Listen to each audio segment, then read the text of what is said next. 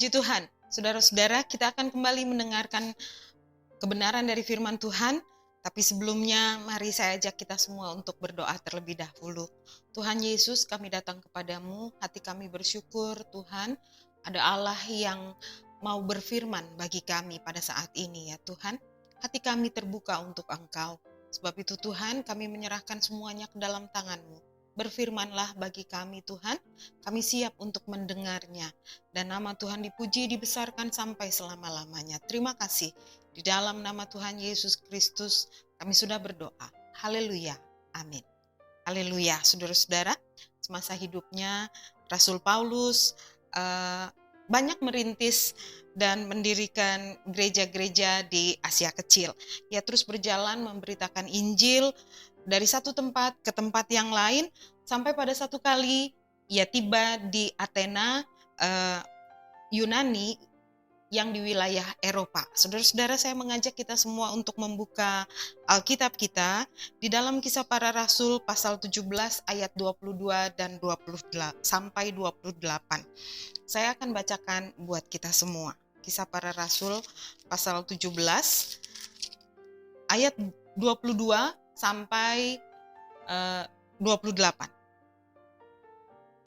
Paulus pergi berdiri di atas Areopagus dan berkata, "Hai orang-orang Athena, aku lihat bahwa dalam segala hal kamu sangat beribadah kepada dewa-dewa.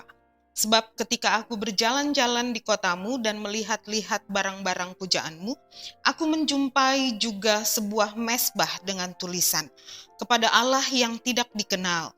Apa yang kamu sembah tanpa mengenalnya, itulah yang kuberitakan kepadamu. Allah yang telah menjadikan bumi dan segala isinya. Ia yang adalah Tuhan atas langit dan bumi, tidak diam dalam kuil-kuil buatan tangan manusia, dan juga tidak dilayani oleh tangan manusia seolah-olah ia kekurangan apa-apa, karena dialah yang memberikan hidup dan nafas dan segala sesuatu kepada semua orang. Dari satu orang saja, ia telah menjadikan semua bangsa dan umat manusia untuk mendiami seluruh muka bumi. Dan ia telah menentukan musim-musim bagi mereka dan batas-batas kediaman mereka, supaya mereka mencari Dia dan mudah-mudahan menjamah dan menemukan Dia, walaupun ia tidak jauh dari kita masing-masing. Sebab di dalam Dia kita hidup, kita bergerak, kita ada, seperti yang telah juga dikatakan oleh pujangga-pujanggamu. Sebab kita ini dari keturunan Allah. Puji Tuhan, saudara-saudara. Pada Alkitab mencatat bahwa Paulus sangat sedih waktu dia sampai di Athena, karena di sana penuh dengan patung-patung berhala. Pada satu kali dia juga menjumpai sebuah mezbah dengan tulisan, kepada Allah yang tidak dikenal. Jadi orang-orang Athena pun menyembah Allah yang padahal mereka tidak kenal siapa Allah itu. Berangkat dari hal ini, Paulus kemudian memberitakan tentang Allah yang disembah oleh orang-orang Athena yang mereka sendiri tidak kenal. Paulus katakan, Paulus deklarasikan bahwa Allah itu adalah Allah yang mendiami bumi dan segala isinya. Ia Tuhan atas langit dan bumi dan segala isinya. Allah yang tidak diam atau tidak tinggal dalam kuil-kuil buatan tangan manusia. Allah yang tidak dilayani oleh manusia seolah-olah ia kekurangan apa-apa. Allah tidak perlu diberi makan oleh manusia. Allah tidak perlu diberi minum oleh manusia. Dia tidak kekurangan apa-apa, karena ia adalah Allah yang memberikan hidup dan nafas dan segala sesuatu kepada semua orang, saudara dan saya. Ia Allah yang menjadikan semua bangsa dan umat manusia untuk mendiami bumi. Ia Allah yang menetapkan musim-musim dan batas kediaman manusia. Puji Tuhan. Allah yang adalah Allah yang besar. Allah yang perkasa, Allah yang sanggup untuk melakukan segala sesuatu.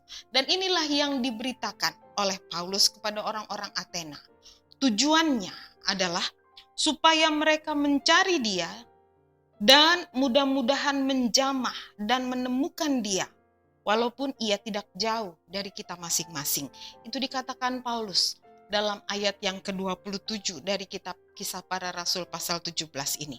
Supaya mereka mencari dia dan mudah-mudahan menjamah dan menemukan dia, walaupun ia tidak jauh dari kita masing-masing. Pengkhotbah 3 ayat 11 katakan, ia membuat segala sesuatu indah pada waktunya. Bahkan ia memberikan kekekalan dalam hati mereka. Tetapi manusia tidak dapat menyelami pekerjaan yang dilakukan Allah dari awal sampai akhir. Allah menaruh kekekalan di dalam hati manusia. Allah telah menetapkan dalam hati manusia satu keinginan yang mendalam akan sesuatu yang lebih dari hal-hal duniawi. Karena hal-hal duniawi ini tidak dapat memuaskan hati manusia. Manusia ingin hidup selama-lamanya dan menemukan hal-hal yang bersifat kekal. Hal inilah yang mendorong manusia untuk mencari dan menyembah sesuatu yang kekal itu. Tapi sayang sekali orang-orang di Athena tidak tahu kepada siapa Allah yang mereka sembah. Sesungguhnya dikatakan Tuhan ada, sangat dekat dengan saudara dan saya. Kalau saja kita mau mencari dia, kita pasti akan menemukan dia. Alkitab janjikan seperti itu. Kalau kita mau mencari dia, kita pasti menemukan dia. Matius 18 ayat 20 katakan, sebab di mana 2 atau 3 orang berkumpul dalam namaku, di situ aku ada. Di tengah-tengah mereka. Saya bacakan sekali lagi. Matius 18 ayat 20. Sebab di mana 2 atau 3 orang berkumpul dalam namaku, di situ aku ada di tengah-tengah mereka. Allah ada. Walaupun hanya 2 atau 3 orang berkumpul dalam namanya. Hal ini bicara tentang ibadah, saudara-saudara. Ibadah yang seringkali kita lakukan dalam pertemuan-pertemuan di gereja. Di dalam ibadah ada Allah. Di dalam ibadah kita dapat mencari dia. Ada banyak orang dengan alasan yang bermacam-macam tidak mau beribadah. Tidak mau mencari Allah lewat ibadah. Tapi Alkitab katakan, Alkitab ajarkan, saudara dan saya harus mencari dia. Dengan cara kita beribadah kepada Tuhan. Walaupun kebaktian atau ibadah itu diselenggarakan secara online, online begitu saudara-saudara, tetapi juga yakinlah, percayalah Allah ada. Kalau kita mau menaruh hati kita dalam ibadah itu, Allah ada. Jangan malas beribadah. Ada banyak orang sekalipun dia anak Tuhan, banyak yang malas beribadah, tapi saya berharap kita semua jemaat Tuhan tidak ada yang malas untuk beribadah. Waktu kita sempit, kita hanya terbatas dalam mencari Allah, tapi Allah memberikan kesempatan untuk kita mencari dia lewat ibadah kita. Yesaya 55 ayat 6 katakan, carilah Tuhan selama ia berkenan ditemui, berserulah kepadanya selama ia dekat. Ini bicara tentang doa dan penyembahan, mencari Tuhan dalam doa dan penyembahan yang dilakukan secara pribadi, saudara-saudara. Di dalam doa ada Allah. Jangan datang kepada Allah hanya karena kita memerlukan pertolongannya saja. Pada waktu kita susah, pada waktu kita sakit, pada waktu kita memerlukan pertolongan Allah, baru kita sibuk mencari dia. Tapi pada saat Allah memberikan kesempatan kepada kita, waktu yang baik, waktu yang tepat, waktu yang baik bagi kita, mari cari dia dalam doa kita. Mari menyembah dia dalam doa kita, dan Allah ada. Allah adalah Allah yang dekat dengan kita semua. Jangan malas berdoa. Ada banyak anak Tuhan malas berdoa. Tapi biarlah kita semua yang mendengar firman Tuhan pada saat ini, kita tahu, kita sadar, kita kuatkan hati kita. Kita mau datang kepada Tuhan dalam doa, dalam penyembahan kita. Setelah kita bertemu dengan Allah, apa yang harus kita kerjakan? Kisah Para Rasul pasal 17 ayat 30 katakan, dengan tidak memandang lagi zaman kebodohan. Maka sekarang Allah memberitakan kepada manusia bahwa di mana-mana semua orang harus bertobat. Semua orang harus bertobat. Ini adalah firman Tuhan. Ini adalah perintah Tuhan. Dalam Matius 28 ayat 19 katakan, "Karena itu pergilah, jadikanlah semua bangsa muridku, dan baptislah mereka dalam nama Bapa dan Anak dan Roh Kudus." Paulus memberitakan tentang Allah yang orang-orang Athena tidak kenal. Paulus memberitakan tentang Allah kita, Tuhan Yesus Kristus namanya. Dia yang mati, tapi kemudian Allah itu juga bangkit. Dengan satu tujuan, menjadikan orang-orang Athena percaya kepada Allah. Menjadikan orang-orang Athena bertobat kepada Allah. Sebab itu, saudara-saudara, setelah kita bertemu dengan Allah, jangan tinggal diam. Jadilah saksi bagi Tuhan. Beritakanlah tentang Allah kita, Tuhan Yesus Kristus. Allah yang dapat melakukan segala sesuatu.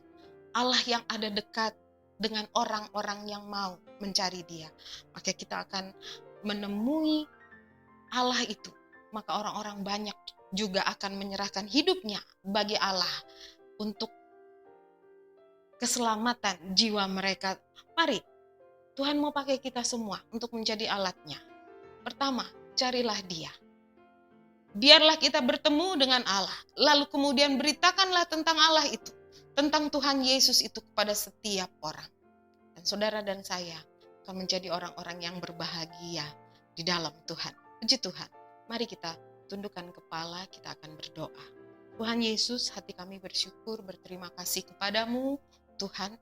Lewat firman Tuhan yang kami dengar, menegur kami ya Tuhan Yesus untuk selalu rindu mencari Tuhan. Engkau bukan Allah yang jauh, Engkau Allah yang dekat dengan kami. Asal kami mau mencari Engkau dalam ibadah, dalam persekutuan dengan Engkau lewat doa dan penyembahan, Tuhan ada bersama-sama dengan kami. Ini janji firman-Mu. Tuhan, tolong kami semua yang mendengar hal ini Tuhan, tanamkan dalam hati kami betapa kami pentingnya kami untuk mencari Engkau ya Tuhan. Dan setelah itu kami dapat menjadi saksi Tuhan. Kami harus memberitakan Injil tentang kabar keselamatan itu kepada semua orang. Tuhan, tolong pakai kami dimanapun kami berada. Untuk kemuliaan dan kebesaran nama-Mu saja. Terima kasih ya Tuhan. Kami serahkan semua ke dalam tangan-Mu. Di dalam nama Tuhan Yesus Kristus kami sudah berdoa. Haleluya.